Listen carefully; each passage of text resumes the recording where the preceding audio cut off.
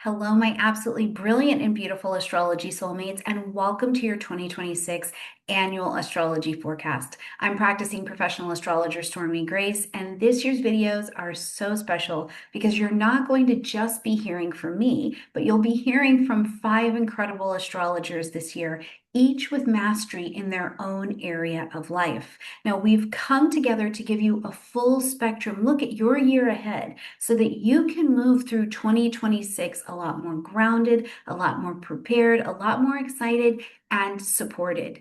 Now, this video is long. It's long and it's rich and it's intentional so that we can go deeper, so that you have something to come back throughout the year and take a look at how it's shaping up with your life. So take your time, grab a cafe, grab a snack, whatever you like. Listen to this podcast style.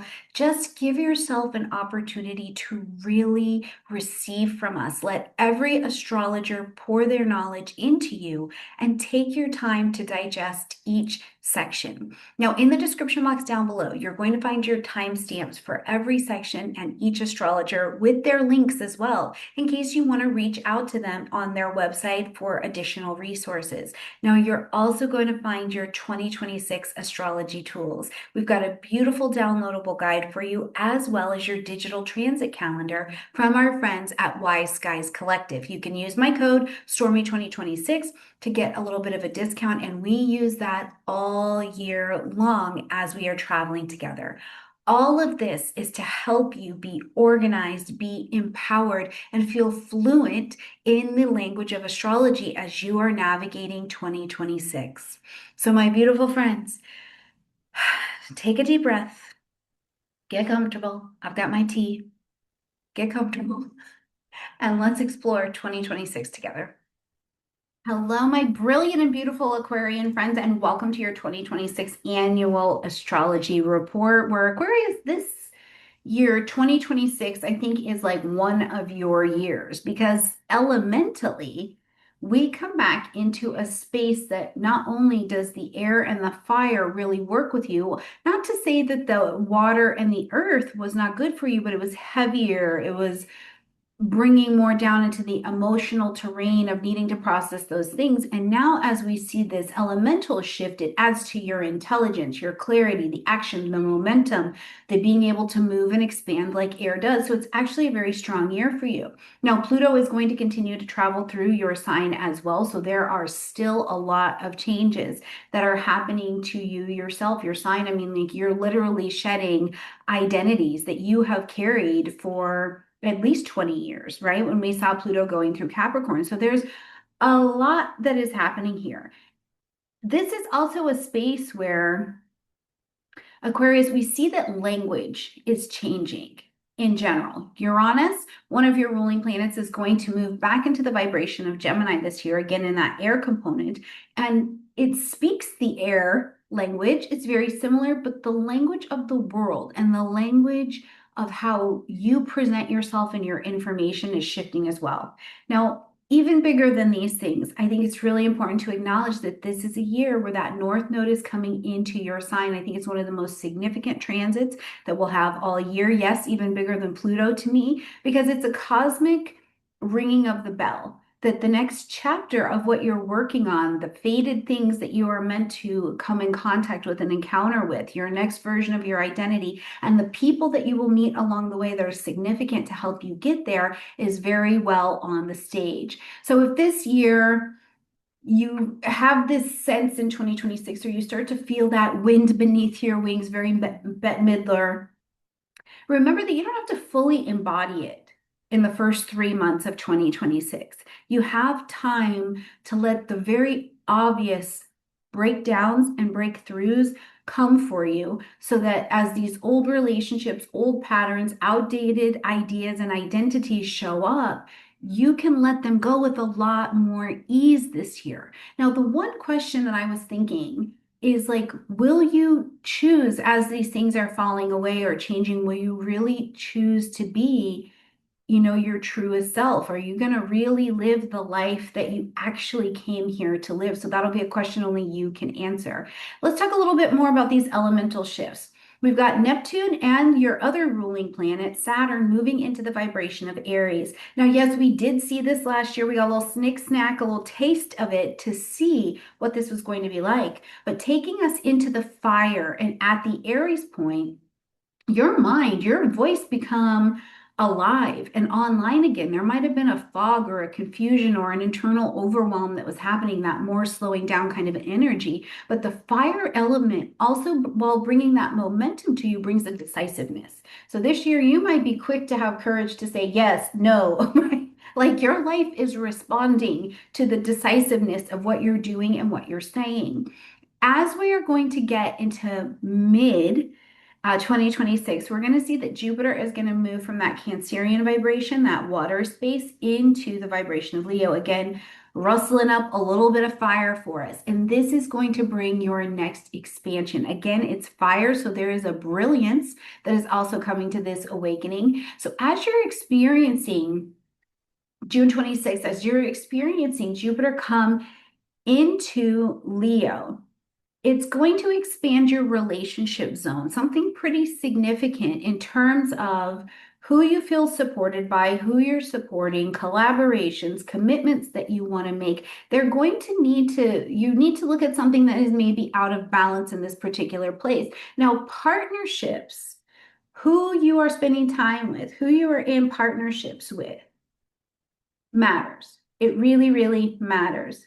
Partnerships built on control, on ego, on only self-sacrifice at all are partnerships that I think you'll see dying off, or they'll be so inflated this year that you kind of get a magnifying glass on like what's been going on, right?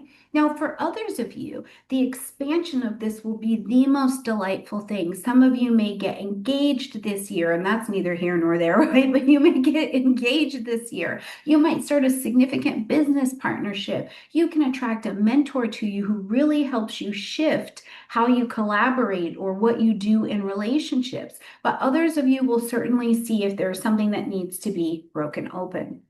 Let's talk about these nodes and these eclipses because I do think this is so important for you this year. February 17th is going to bring us a solar eclipse, the first one of the year, and it's in your sign. It's lighting up your first house space, your identity, your body. And it's just this real lunar reset for you. It is marking the space of creating a new path for yourself, a new lifestyle, a new way to partner with yourself, the world, whatever you call a higher power. So there's a real marking of a new direction here. And sometimes, though, the way that the changes come in a very Aquarian, Uranian, Saturnian kind of way. It will create a long-term change, but it comes as a shock or a surprise. It pushes you forward to that new job. It pushes you out of that job, right? So we're going to watch for this to give us a place where you're planting those seeds and changing the direction. March 3rd is going to bring us to a lunar eclipse. This one's happening in Virgo. Now, this is not new news per se. We've been working on this for over a year, so I think you have a bit more adaptability with this. And this is where we're talking about your shared resources, death, debt, taxes, assets, intimacy, astrology, sexuality, all of these things. And you have been working on them for the last year, like I said. So we'll continue to see that there's some major payoff that's happening at this time. Like really, some of you might be actually just paying off major debts at this particular time. When we get into August, we'll have on the 12th, we'll have an eclipse that is going to, solar eclipse. It's going to happen in Leo. So this is again across the street. It's lighting up this space of those conscious chosen one-on-one relationships again.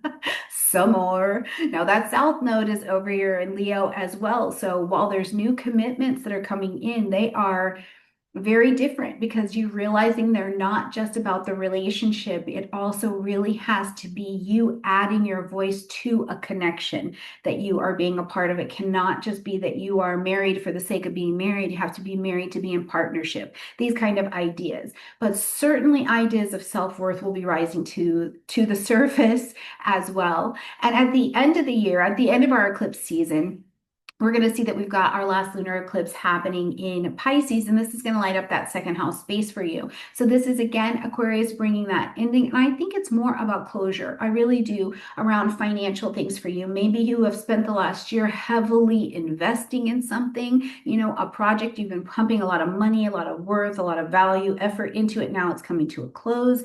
Changes in money, changes in what you value, but this will be more of the completion time, bringing that to a close.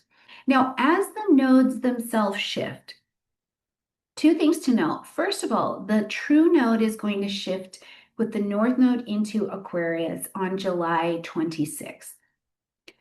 But if you're following the mean node, this is going to shift into Aquarius on July 17th. So as you're listening in the astrosphere and you hear two different dates, I just want you to know what that is, and also for you to sort out which node it is that you're following in your particular practice, okay? Either way, the north node for all of us is going into Aquarius, and this is where the node is here in your first house. Something about your identity is moving you, and it's moving and actioning those around you to magnetize them to you as well. We practice evolutionary and humanistic astrology on this channel. So there is this sense of something about your identity and your story. It's time for an evolution, and you contracted with some person, place, or thing to come in at this time to bring you to this moment to have this expansion. The destiny and the fate are always here for you to meet. Now, how you navigate that is your free will to do how you do so, but just know it's a big year for you. It's a big year. Now, that south node on the other side, right? Because this year you're meeting up with whomever your fated people are, but it's about you giving to the whole. Now, on that south node side, we're releasing this old set of Leo patterns. We've lived in them too long, too comfortably. So, people pleasing, looking at where you have given your power away, particularly in relationships, being the one who is supported instead of always being the one that is supportive, being the one who's taking on more leadership, right? This is going to be a story for you to be working out. And on a very just normal people kind of level, a nodal story can bring it into a relationship, not because it was a failure though, right? And this is sometimes where I think we go a bit sideways on this, where it's like if something didn't work out, you ultimately failed. Sometimes it's because the contract is up and we're asking for something different. It's time to move in a different way. Maybe you outgrow some kind of dynamic in a relationship, whether it's business or romantic. You used to be the rescuer or the entertainer or the one doing all the emotional labor, whatever it is in any of your dynamics. And now you're ready to not do that. So that naturally will reset or change the relationship. The other thing I want to say is just because your relationship may be ending doesn't mean that the relationship is over, right? Sometimes the relationship has to come to the way the dynamic has existed in a relationship needs to come to an end, and it gives that relationship a chance to start fresh with all voices included. It's going to be a really powerful year for you. There is a lot to be digging into for those of you who also have Chiron and Taurus in your charts. Chiron will be transiting through Taurus this year, which means you will be in some kind of Chiron and Taurus return. And that's going to be a big deal as we talk about your midlife transits, your wounds around value, right? Your wounds about worthiness can be rising to the surface. So these are all things we'll talk about in separate videos, along with your retrogrades for the year. We will cover that as we travel all year long. All right, my beautiful Aquarian friends, you've got a lot of relationship work that's going on this year. So I'm going to pass you over to Colin Bedell, who reminds us that the quality of your life really has a lot to do with the quality of your relationships. So let's see how we can help you make the most of that for 2026. I'll be with you all year long. I love you, Aquarius. Bye. Welcome to your 2026 Love Horoscope. We love having you here, right here in Stormy Grace's community. And speaking of community, I don't got to tell you, Aquarius, that the quality of our life is determined by the quality of our relationships. right? So let's get into the relational transits for 2026 that is going to make you even happier than hopefully you already are, my water bearers.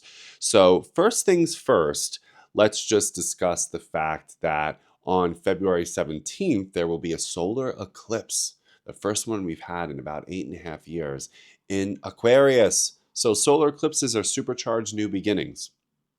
So, what I want you to do in February, on February 17th, explicitly, is declare who do you want to be in order to have protection and connection and community and chemistry with whoever it is that you want to have that kind of context with, Aquarius, right? Because I do believe that these eclipses can have destiny move through us in a really powerful way. I know there's actually some discourse about whether or not we should work with eclipses because the ancients believed that they were more frightening and terrifying and uncontrollable, right? But I actually think that there are moments when we check in with a really loving divinity and say, dream through me. Rather than me tell you what my dreams are, dream through me. So, higher power, help me be who you would have me be so I can be in right relationship with as many people as possible or go deeper with whoever you would have me go deep with, right? So, that's what I want to just offer to you, Aquarius, as a quick suggestion. And then it's important to note that on June 30th, Jupiter will enter Leo, your relationship sector, where it will stay until July of 2027.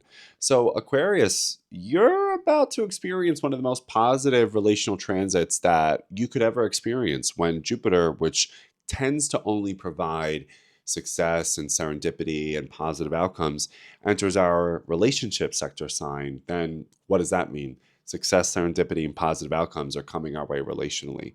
And my God, do you deserve that? I mean, every sign does, but there's just something so significant about Aquarius because they are such good friends. They really organize so much of their life by friendship and community. And they also deserve to be in not just deep romantic, or I should say platonic romance, but also a romantic and intimate relationship as well because they thrive in those experiences, I think, because I heard Marianne Williamson say that we should make our friendships more romantic and our romances more friendly. Make your friendships more romantic, your romances more friendly, because what that means is that if we're getting a tremendous amount of social, emotional, and psychological needs met by a friendship community, right? Then when we're in a romantic and intimate relationship, we're not going to come to them, desperate for attention or needy. We're just going to come to them very full. And I think that's a really wise move. And then we will also bring a friendship ethic to our romances because, according to the Gottmans, who are two researchers, Doctors John and Julie Gottman, who have studied relationships for upwards of 55 years, friendship is an irreducible requirement for a romantic and intimate relationship. Irreducible. So if we bring the friendship ethic, which Aquarius teaches, to romance, we will show as much curiosity as possible in their life. We will lighten up a bit and not take this singular, special, one of a kind relationship so goddamn seriously, which breathes new energy into the dynamic a bit because we have such an expansive community outside of this romantic relationship. And yeah, I actually think I've been saying one favorite thing about each relationship, each zodiac sign. I think that is my favorite thing about Aquarius is they're helping me sort of create less of a relationship hierarchy and more of a beloved community, which never easy, not always popular, but that's my favorite thing. And Aquarius, what I would share is that on August 12th, for the first time in about 10 years, or 8.5, 9, depending, we're going to have a solar eclipse in your relationship sector right after Jupiter enters Leo. So that is the solar eclipse in Leo on August 12th. And that would be your moment where you again continue the conversation you had with your higher power on February 17th and say to the universe, who would you have me be in this relationship? Let me be that. Please help me, help me, help me. And get imaginative and clear about, of course, the kind of relationships that you want and then who you want to be. But I think because now we're working with eclipses, we're not just working with the standard annual new and full moons in our sign of self and the sign of relationship, right? Eclipses are involved. This is kind of when we give up our agenda and ask instead, what's the assignment? So, universe, help me be assigned to the people who I stand to learn, love given and received at its highest capacity. And also, universe, help me be a person who is both loved and loving towards others. Please. So, that's my suggestion for you. Happy 2026, Aquarius. I appreciate you being here. And so does the rest of the zodiac. Bye.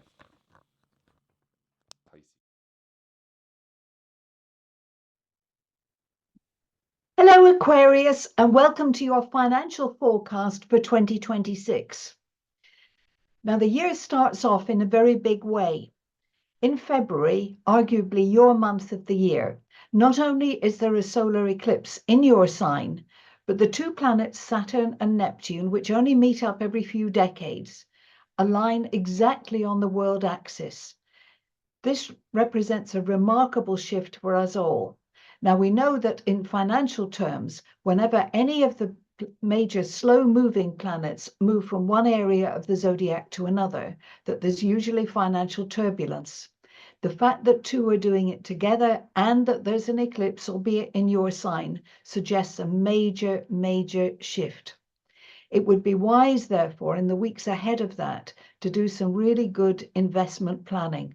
Think carefully about your outgoings and what you can reasonably expect from incomings. Now, it's not just that. Later on, at the end of April, the planet Uranus, which has had a brief foray into another of the air signs during 2025, finally makes its transition into Gemini, again, another of the air signs. Now, Gemini is always about communication. And in your case, with Uranus going through the fifth house or the risk and speculation area of your solar chart, it's very likely that you'll be given all sorts of tips about how you could augment your income through developing second revenue streams. Think carefully about doing that, because towards the middle of June, Chiron, a planetoid that orbits between Saturn and Uranus, your two ruling planets, and it acts as a bridge there. And yes, some people think of it as a wounded healer, but it's actually a bit like a company doctor. It exposes the areas that require attention. So however excited you are about developments through May, just be cautious. Be careful, because as Chiron moves across the very base of your solar chart, there's every likelihood that your assets will indeed be compromised. Now, that could be because of events entirely beyond your control. However, at the end of June, Jupiter moves into your opposite sign. And it could be that your financial planning is derailed by a partner or an ex-partner or a business partner or someone relatively close, but with whom you've had financial arrangements. It could be that they choose to take a different route to the one that you thought you had planned out. Now, this is where that earlier eclipse comes in so useful. An eclipse is, after all, just a very special kind of new moon. It demands a fresh start, demands that you think differently. Sometimes you can't do that until at least 90 days after the eclipse. In this instance, and because there's another eclipse, but in your opposite sign in August, it could be October before you feel that you have a handle on your financial affairs. Because of all of that, I'm going to recommend what I haven't done for any other sign of the zodiac, and that is that you find a good friend or a financial advisor so that you can take careful steps with your financial planning every month of 2026. This is a big year for the world. By the end of the year, hopefully, your position will have stabilized, but it may be a very different financial picture to the one that you had right at the start of the year. That doesn't stop you from thinking big, but it does require that you don't overlook details. And that, of course, is sometimes the downfall for Aquarius. You can think too much and not do the due diligence. Do that, and you should enjoy a really spectacular year. Enjoy.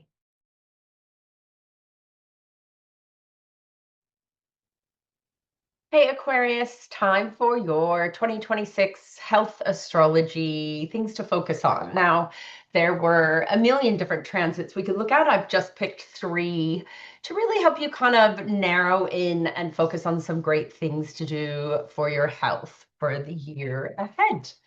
So let's have a look. Nothing would be complete without looking at Mercury retrograde. And I know people get a bit tired of this. It happens, 3 or 4 times a year. 2026 has 3 retrogrades.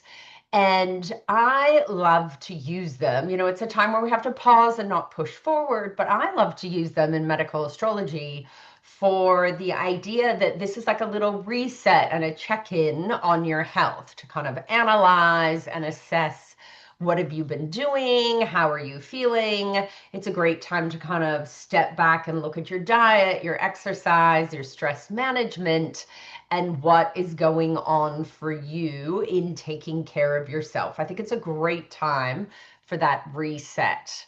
Now, the first one is happening just after your birthdays in Pisces. So let's see the dates. Yeah, Feb 26th till March 20th. So just after your birthday, it's this great, with a solar return, it's a great time to kind of check in with what you're doing and refocus. So this gives you quite a quick check-in as well. It's in Pisces. So, if we were doing sun sign astrology and placing Aquarius at the ascendant, this is actually your 12th house. So things that are hidden. This is sleep and rest and intuition. It's your feet, your toes, it's your immune system. For many of you, you're still if you're in the Northern Hemisphere, this is the end of winter where we're kind of tired. So definitely checking in with the immune system and supporting that, but especially sleep and being aware to actually have a great sleep schedule. Now, Aquarians can kind of forget that they have a physical body. You're so busy up in that brain and that nervous system, but sleep and that great circadian rhythm is actually one of the best ways to support your health. So trying to get some patterns and rhythms there. The second one is happening in Cancer. So that is happening in what would be the 6th house if we were doing sun sign astrology. And again, the 6th house, house of preventative health, house of illness. So really looking at supporting, the nervous system for you is a huge thing anyway, being an air sign. And circulation is also one of your ruling circulation, calves, ankles. So, but this is Cancer Mercury retro, which is about digestion and how we nourish and how we absorb our nutrients. So, really looking at the patterns of eating and daily life. 6th house is about daily life, ritual, the hard work of health. So it's a great reset for you. The final one happening in Scorpio, October, November. Again, coming into that closing part of the year before your birthday in the new year. Again, what do we need to release? What habits have we picked up over summer and autumn that we want to get rid of? How do we want to support the detoxification channels as we enter into kind of those hibernation months? So I really would love that big nervous system support for you all year. And again, just making sure things are flowing, checking in, you have a body, remembering to sleep properly, circadian rhythms, supporting the nervous system through foods, lots of grounding root vegetables, soups, stews, protein to support the immune system and the brain and the nervous system, lots of great fats and oils, avocados, olive oil, seeds and nuts, oily fish, to really just nourish, because we have some other transits happening that are going to high wire you as well. Now we have Saturn, your ruling planet, if we're talking traditional astrology, moving from Pisces into Aries. So there's a lot of planets moving into fire and air over the coming year, which is really fun if you're one of those strong in one of those elements. but it's also that next level up of energy and yang and kind of outward energy. With Saturn coming into Aries, it's about the wise usage of our energy and the wise usage of supporting our physical body and our adrenals. This would be also your third house if you're using sun sign astrology, which is again nervous system, lungs, all the organs of communication. So further supporting that nervous system. Now, magnesium, sodium, the electrolytes are great for Aquarius anyway. We need the electrolytes, A, to hold great nutrients within your blood and your circulation to pump the heart, but also for the nervous system to function properly. Obviously, don't be taking a lot of sodium if you have high blood pressure, but all the electrolytes, but especially magnesium, great for relaxing, but supporting the nervous system and your adrenals. So really supporting that, because it's a busy year, and I feel like as an Aquarian, you're going to feel like you're getting plugged into a bigger light socket than normal. So remember, not frazzling yourself, but taking that time and nourishing and supporting. B vitamins, also super important. You get those with your healthy grains, your green leafy veggies.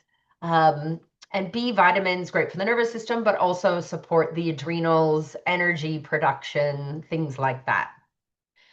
So that's the second one. Third one, Uranus, your modern ruler, moving from Taurus, where it has felt a bit heavy and we've had to kind of ground that chaotic energy, which is good, but not that exciting for an Aquarian. We're now moving it into Gemini. So again, pulling up this higher octave of nervous system, electrics, messages. It's a great time to be studying. It's a great time to be using that brain, but we really need to be supporting that nervous system as well as the lungs. And one of my big faves for this is breath work.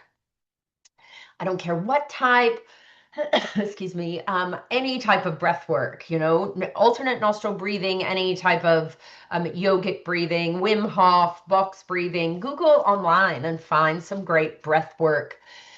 It slows down, it calms the nervous system, it helps balance the sympathetic, parasympathetic, fight, flight versus digest, relax. Vagal nerve toning. Now, exercise, breath work, but also humming, singing, yawning, chewing. What else? Humming, gargling are all great to tone that vagal nerve. And again, the more toned or strong it is, the better the overall health. Because yes, I do wish for you this year, remembering you have that physical body and to support it over the months. So I hope that's a good little summary of where you need to be focusing your energy, and talk soon.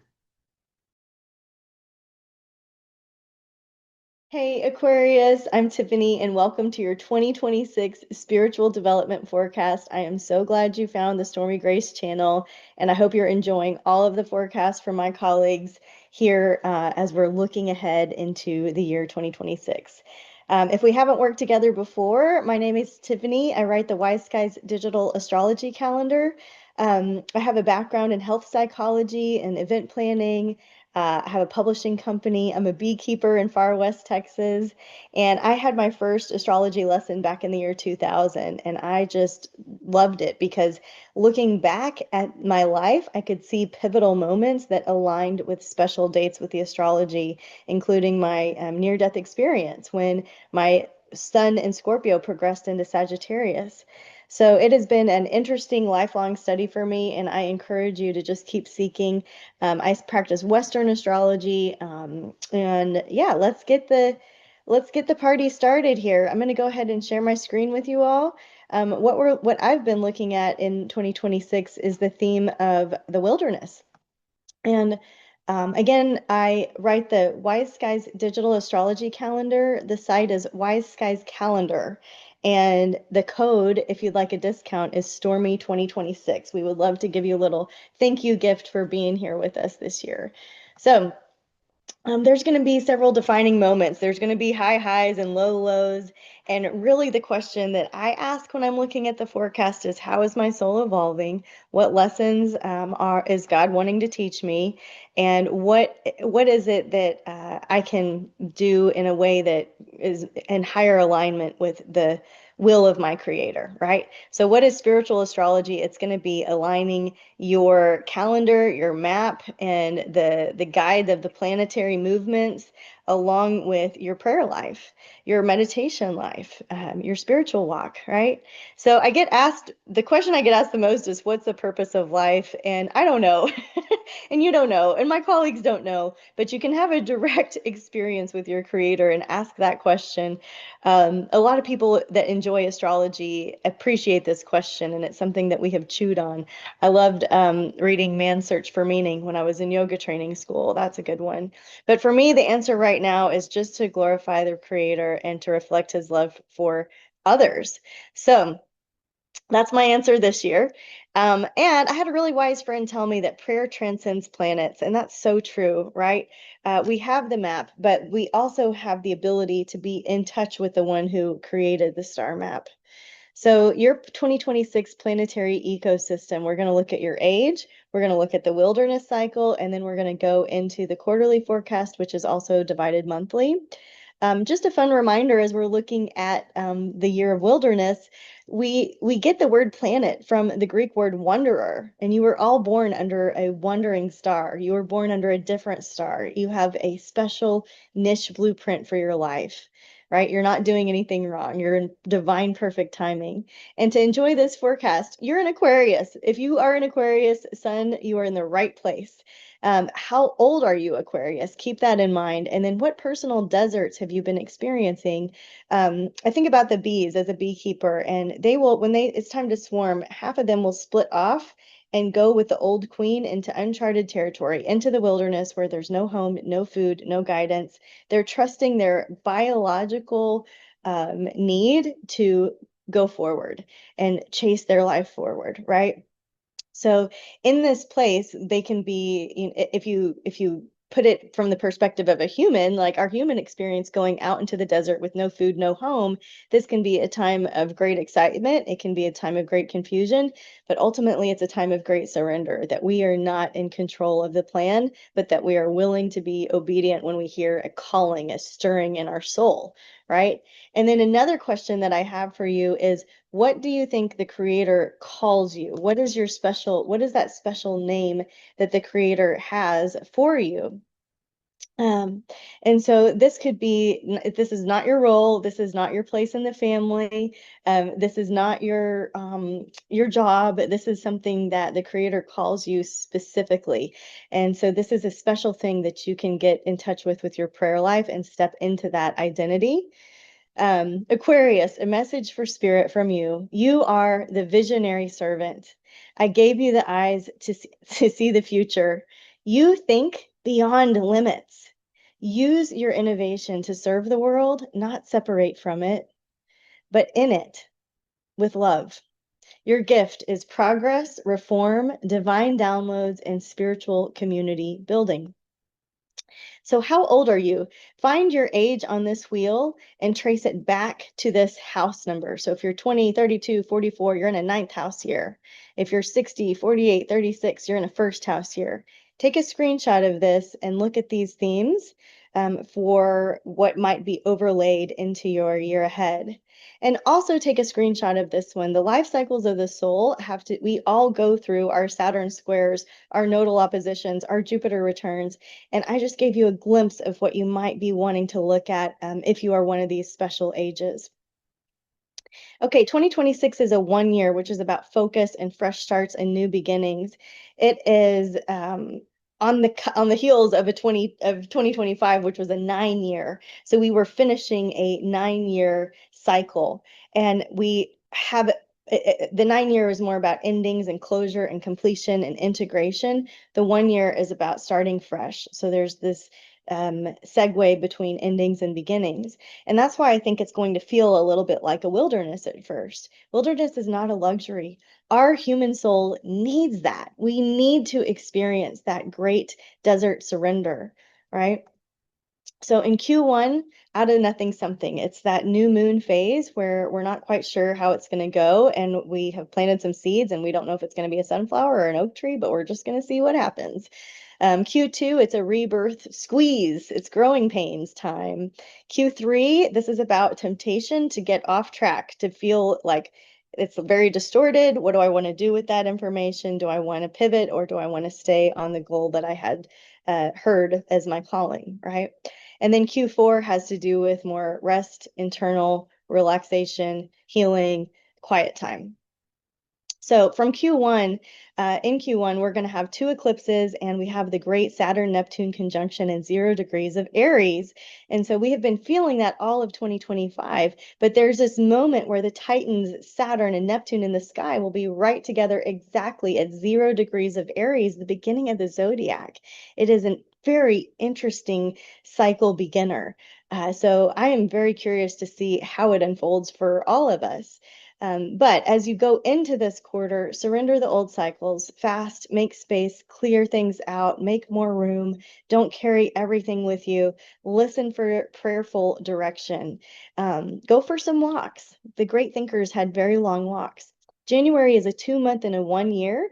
So for you, Aquarius, I want you to focus on your relationships and how you are with each of them is how you are. So when you're met with adversity, do you shut down, avoid, go away? When you're met with constructive criticism, do you embrace it, appreciate it, apply it? When you're met with XYZ, what is your behavior? And is it old? And is there an upgrade possible? Can you see more about yourself through the lens of these sacred relationships? Slow down, pump the brakes, feel your feelings. This is a month for you to write a healing letter to yourself, to somebody else. You could use the Ho'oponopono prayer. You don't have to send it. This is for you to get in touch with your feelings. Mercury is going to square Neptune, so there can be some distortion. Neptune requires that we surrender. It's a letting go, a dissolving, and it's in a challenging position to Mercury. So this has to do with the way that we think, we write, we communicate. It has to do with our computers, the tubes, our nervous system, things like this. So we are surrendering to have to know it all. We're not owed all the information. We don't need to know it all. We don't have to want to know it all. We have to surrender to our soul's stirring, right? And that union, that desire for union with our creator. Venus, the sun, and Mars are all opposing Jupiter and squaring Chiron in 22 degrees of Aries. So with a Sabian symbol, I have Sabian symbols listed throughout. And just to give you a clue as to how I work with them, it's to overlay them with the astrological meaning that's going on for the year or for the moment.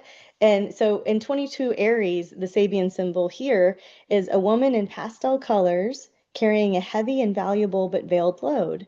So this is someone who's gentle, approachable, kind.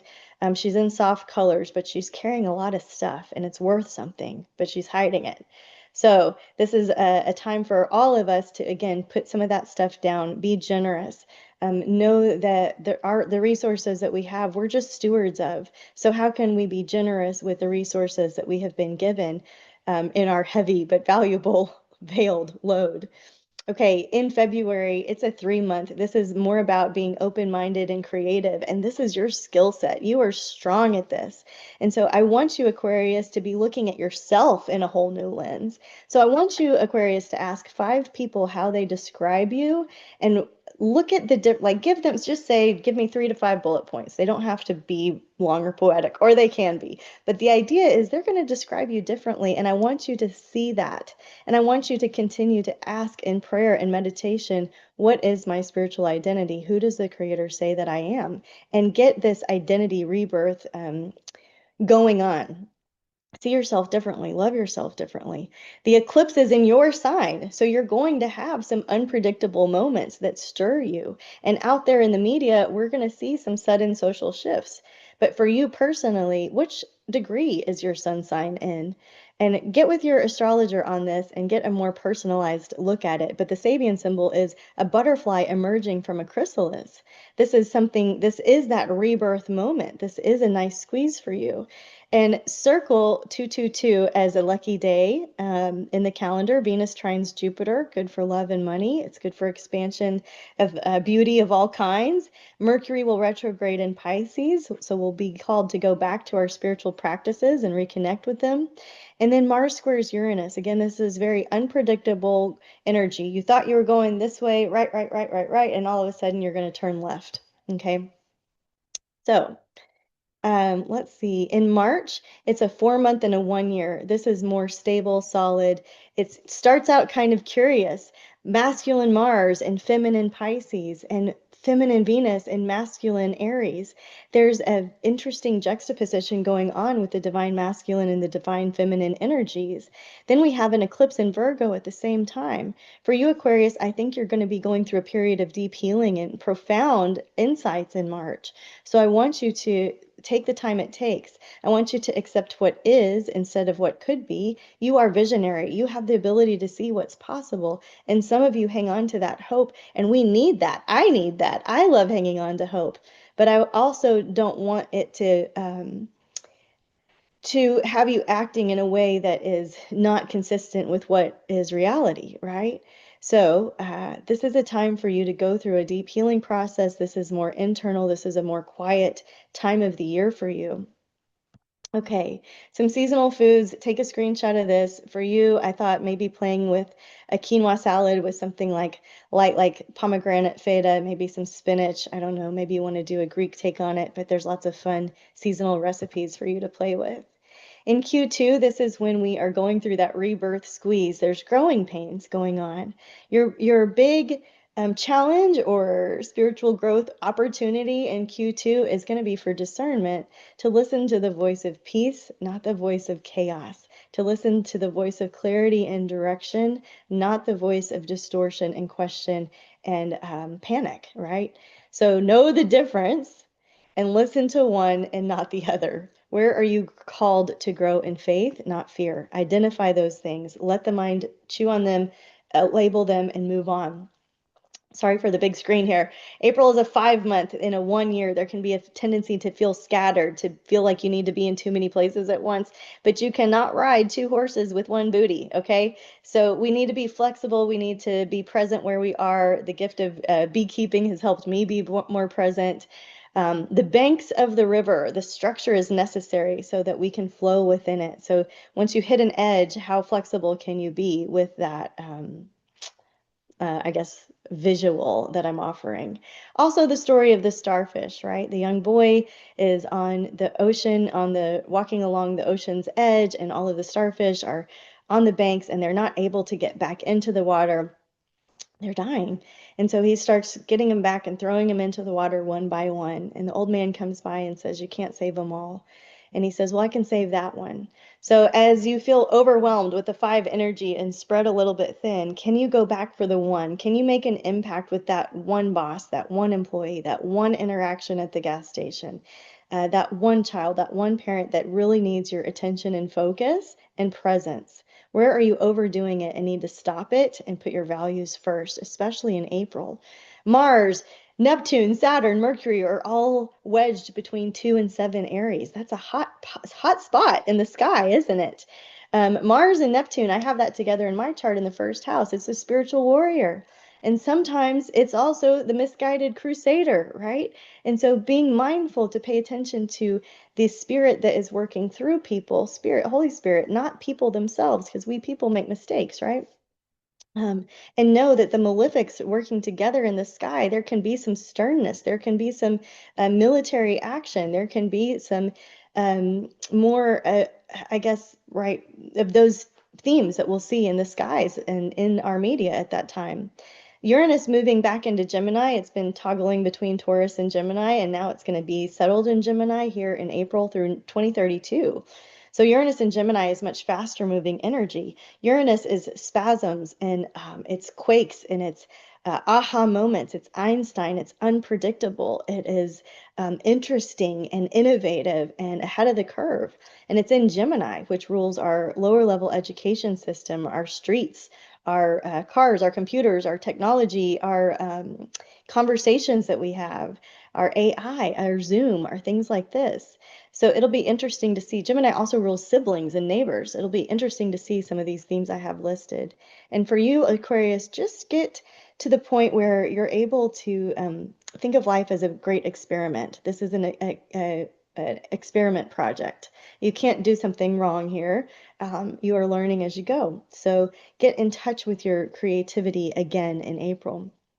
In May, again, we're looking at this identity metamorphosis. You're not going to be the same Aquarius in April and May that you were at the beginning of the year. So we're watching over time what's wanting to be dug up, surrendered, dug up, surrendered, dug up, and surrendered. May is a 6th month. It's about nesting. It's about sprucing up your sanctuary. It's about making home a place you run to, not away from.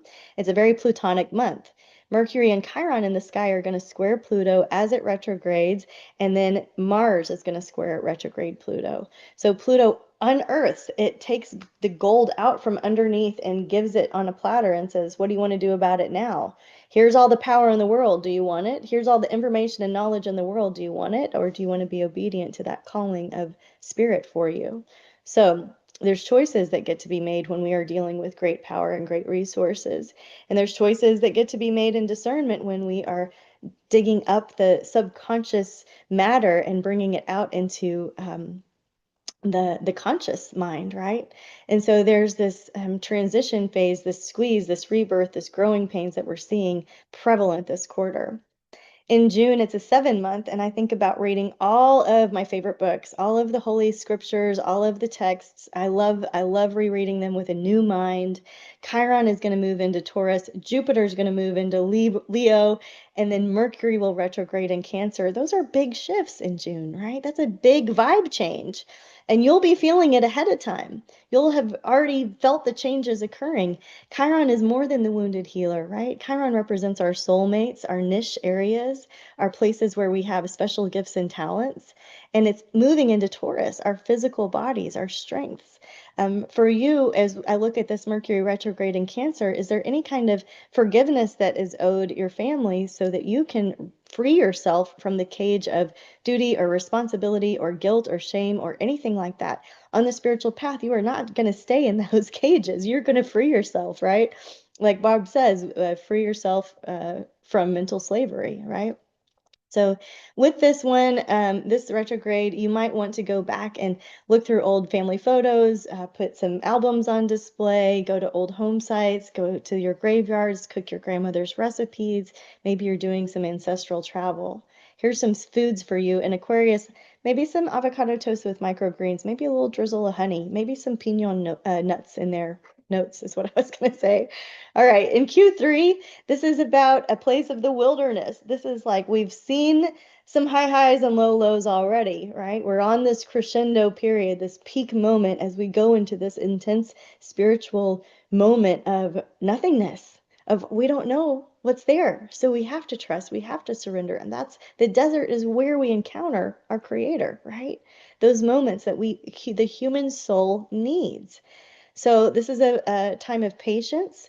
Your journal prompt is, am I living aligned with my highest values and divine timing? So in July, if you can dream it, you can do it. Walt Disney vibes, right? It's an 8 month. I see people making big changes with the 8, moving to foreign countries, changing everything, taking a big risk, a big leap of faith. And what you put out comes back to you. That 8 is that infinity number, but it's also that karmic boomerang, right? So what goes out comes back. My group recently read Chasing the Wild Goose by Mark Batterson, and he references the Celtic Christians as calling the Holy Spirit the wild goose, and the importance of going on this wild goose chase out into no man's land. Just kind of that fool feeling, that very Sagittarian vibe of just, yeah, let's go forward with what we have. And I love it. My colleagues are going to give you a lot of great information about the tectonic plates that are shifting with all of the narratives from these outer planet transits. You advanced astrologers will enjoy interpreting them yourself. For us, I want to focus on the shift of the North Node, our destiny, our sense of purpose and future and alignment, from Pisces back into your sign, Aquarius. So you're going to be called forward into some sort of leadership, some sort of whether you are influencing behind the scenes or if you are in front of the camera leading the people, get involved with a group in a way where you understand that you are the vibe changer. You might be the most spiritual person in the room, and go forward knowing that this is a year of incredible blessing and incredible alignment, and just be more you. Be more you. In August, it's a 9 month, which was like 2025, a year of integration, closure, culmination, completion, but it's in a 1 year. So there's going to be doors closing, doors opening, doors closing, doors opening. Your prayer, right, can be cow or buffalo. So as the rain comes, the buffalo will trudge through it and they'll get through the rain faster, and the cows will hunker down. Do I need to sit this one out and stay put for my own safety? Do I need to go forward through the storm? There's 2 eclipses. The one in Leo, right, that's going to oppose your sun sign. The one in Pisces, right, there's 2 this month, one in fire, one in water. You can keep it simple. We will see weather events related to fire, volcanoes, water, pipes bursting, maybe molds, things that have to do with water events and fire events. But I also look at the spiritual fire and the spiritual water and the rebirth feeling that those give us in the metaphysical lens. And I love seeing the church bazaar as the Sabian symbol with this one. I just think there's going to be like revival or some spiritual thing. I mean, maybe it's like an expose, maybe it's a good thing. I don't know, but it feels very interesting in August. And for you, those eclipses are going to fall in your 7th and 2nd house. And so you're looking for, what is my sense of security? And you're going to be looking for that in terms of your finances or relationships. And what you'll learn is that it's not there, it's behind those things, right? So our relationships and our finances are all temporal. There's some relationship that you're seeking that is eternal, and that's a story for you to write in August. In September, it's a 1 month and a 1 year. There's a bit of a reset button. We don't get that very often, a 1 month and a 1 year, right? So there is a nice fresh start feeling to it, even though there's still some intensity. We're still in the desert. We're still wandering the desert. So Mars is in fall in Cancer, and it squares Saturn in Aries. Uranus is going to go retrograde. Mercury is going to oppose Neptune. There can be distortion, confusion, dementia, not understanding something, thinking we have all the facts, and then it's like water through our hands. We don't. So be mindful of your discernment, what feels like chaos versus what feels like peace, and go in that direction of peace. So Neptune's going to sextile Pluto, both outer planets retrograde. This is a time when people are going to have memories, pre-birth memories, spiritual doors open, prophetic dreams, visions. You're going to be in touch with your spiritual gifts in a deep way here at the end of September. And then as the seasons shift and the sun moves into Libra, for you, Aquarius, I think you're going to get to a place by the end of this quarter where you are ready to expand. More has been revealed to you, and you're going to have that fresh start feeling. You're going to be able to really enjoy this time of the year. Okay, the eclipses are behind us now. So for you, maybe there's some kind of cold soba noodle salad or something that you would feel like very Aquarian in nature. Consider cooking from different cultures. Consider connecting your food and your flavors and your herbs with the astrological influences for fun, because you enjoy observing all that has been given to us in this beautiful land of Earth. In the last quarter of the year, lost and found, harvest and renewal, rest and reflect. We have, I would love for you guys to ask yourself, what blessings can I celebrate? Gratitude, gratitude, gratitude, right? Because the more you send out, that's what we want. Not so that you get, but so that we're lifting. You are the vibe lifters, Aquarius, right? And then ask yourself, what are you tidying up this time of year so that you can kind of complete into something well? We have Venus and Mercury retrograde in Scorpio, the great transformer, right? The phoenix rising, the one who walks through the ashes and rises. We love to talk about the RE words in astrology when it comes to the retrograde cycles. So recovery, redemption. What are your stories? What are you recovering on your soul? What are you redeeming in your soul? These are serious questions. Do you have anybody asking you these questions? Do you take the time to consider, reflect, and write about it and be in prayerful consideration, right? October is a 2-month. We're back to relationships. This is a reflection of January, right? So what is the most important relationship, and how are your eternal relationships part of what's evolving your soul forward? So career reconnection. I think that you're going to see that you're less interested in the money, the time, the travel, the things that the world told us were important, and you're going to be more concerned with your career aligning with your soul's calling.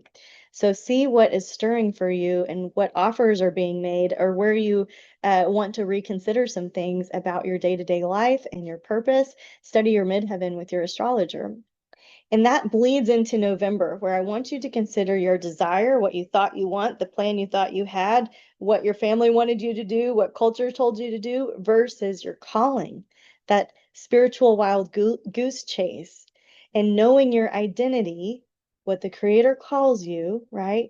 That is going to help you step into that calling in a new way. It will change your life, right? November is a 3, much like February. It's more creative. So tap into those creative juices. Make time to do some arts and crafts. Make time where there's nothing on your schedule and you can just tra-la-la through the day and be creative with where you go and who you bump into and all of these things. In November, Mars and Jupiter in the South Node are going to meet up in Leo. This is going to oppose, right, your sun at some level. So study that with your astrologer, but know that, my opinion of this is that we'll see some everyday people that will rise to stardom, and that we will see some influencers, celebrities, political figures, royals that will decrease in favor or just not be looked at as much under the magnifying glass of Jupiter. And will there be some superstar event or perhaps a super spreader event? Do you want to be really healthy and so that you are really strong going into this season of rest? All right, you're going to have some relationship boldness here in November. So I want you, Aquarius, to check in with us, comment in November of 2026. What's going on with your juicy relationships? Where are you surrendering to your identity and your role when it comes to your special relationships too, right? Do you see yourself from that new lens? December, take it easy. It's a 4-month, like March, foundation, structure.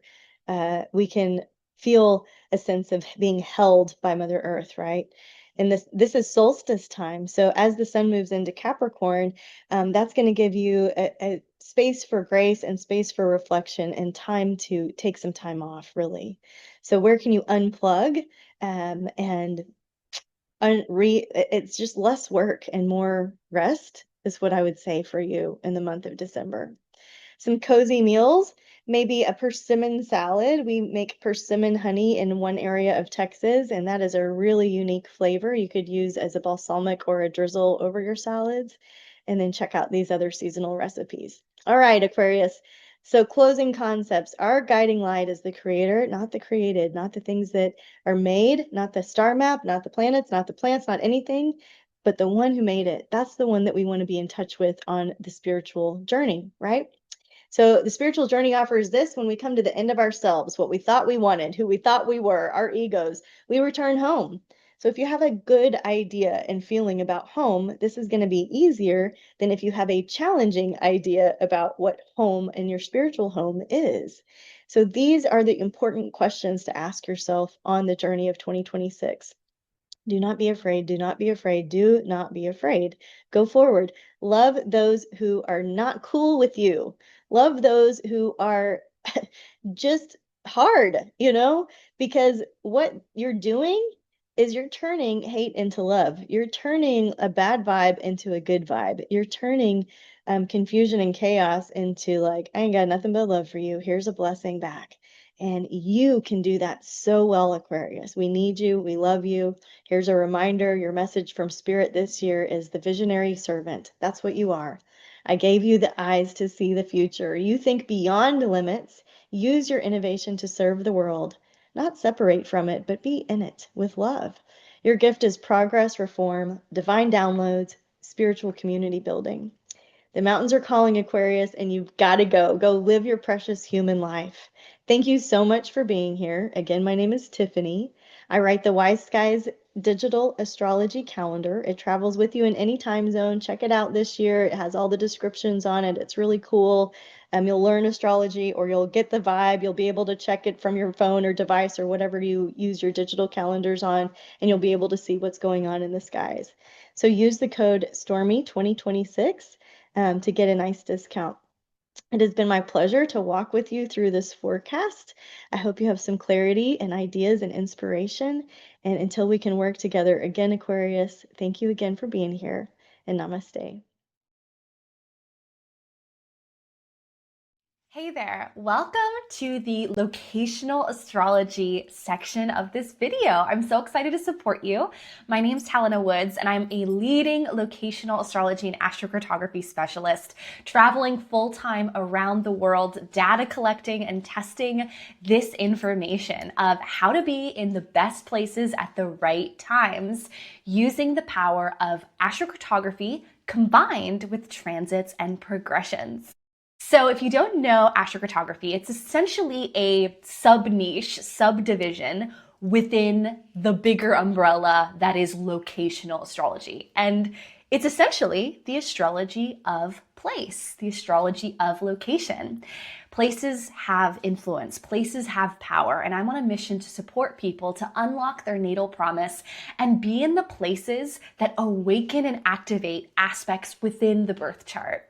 The most important thing that you're going to want to do is you're going to want to note when transiting planets are hitting your personal planets. Now, in this video, I'm giving general descriptions for each rising sign. However, astrocartography is very personal in that your moon's at a certain degree.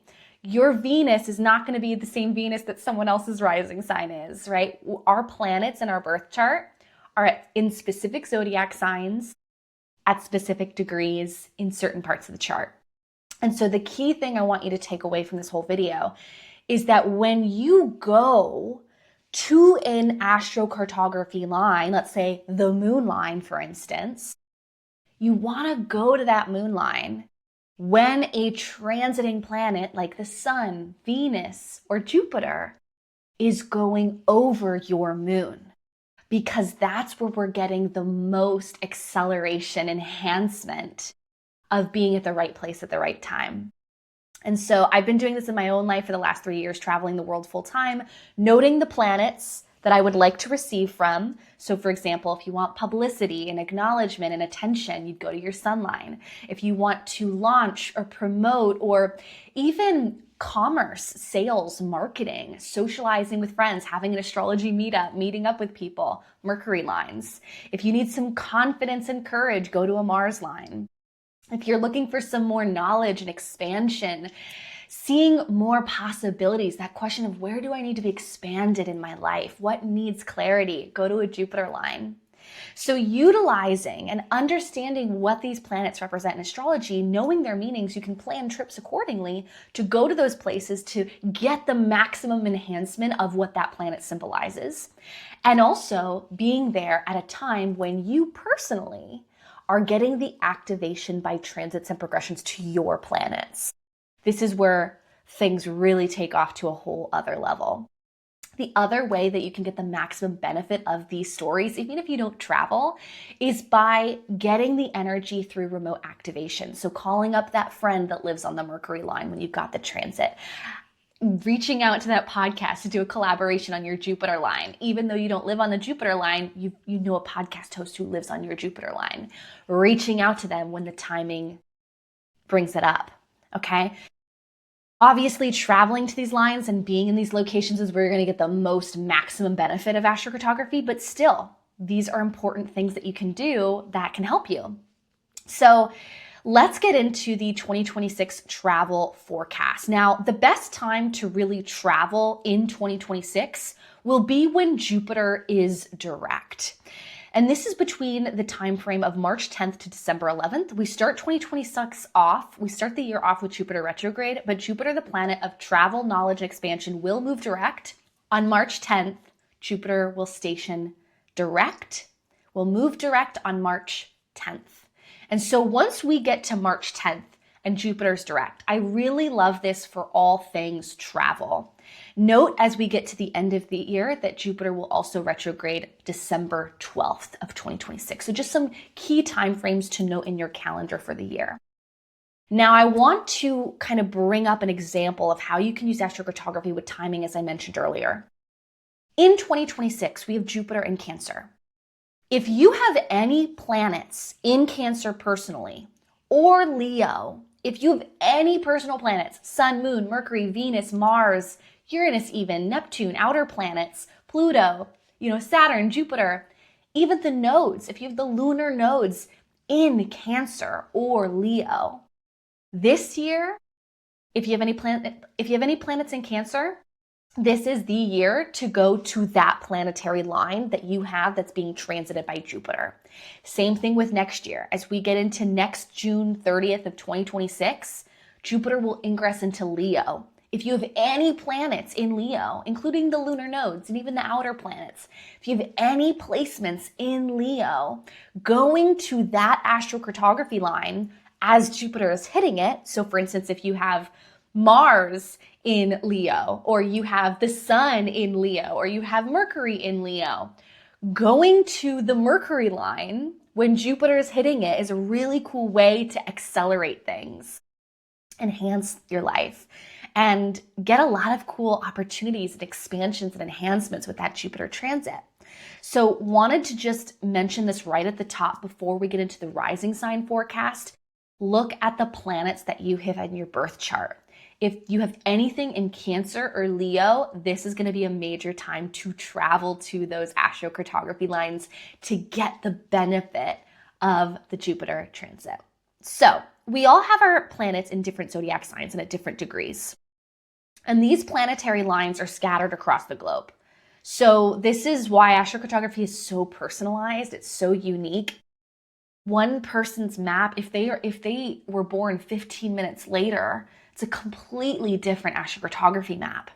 And so this is why knowing those planets in your birth chart and the degrees and all of that is going to be so important to get this as personalized to you as possible, as well as your planetary configurations. What are the planetary conditions of your sun line? What is the planetary condition of your Mercury line? As an example, I know a ton of people that love living on their Pluto lines. They have strong Plutos in their chart. I love living on my Saturn line. I have a very supported Saturn in my birth chart, enclosed by the benefics. We got a Venus square, we got a Jupiter trine.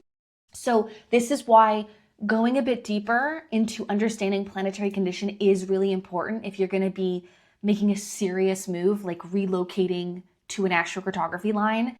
Knowing your birth chart and your planetary condition is so key to knowing should you move there or should you not. And I want to make sure I advise caution and encourage you to either book with a locational astrology specialist or learn how to read your chart yourself before you spend a massive amount of money on moving, because moving is expensive. Trust me, I do it every year because of my husband's job in France. And so I understand moving is a lot.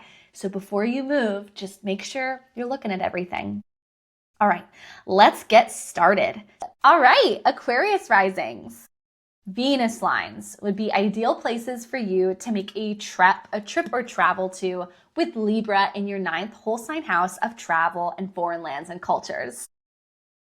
Venus is all about pleasure, enjoyment, and the simple joys. It's all about pleasure and romance and creativity and design. And what do you seek value in? What are your values? What's important to you? Venus lines can be places that you feel are really beautiful, or you just find beauty in those parts of the world. You feel an attraction to those parts of the world. Ideal times for you to travel to a Venus line this year, Aquarius risings, would be between August 7th and September 10th, with Venus traveling through your 9th whole sign house. Also, Venus lines are also places in the world that you might feel really at home in too. This is because you have Taurus in the 4th whole sign house of residence, living situation, and home. And so an ideal time period to go to another Venus line for things around the subject of home, relocation, residence, spending time with family. spending time with siblings even. An ideal time for that would be between the time periods this year of March 31st and April 24th.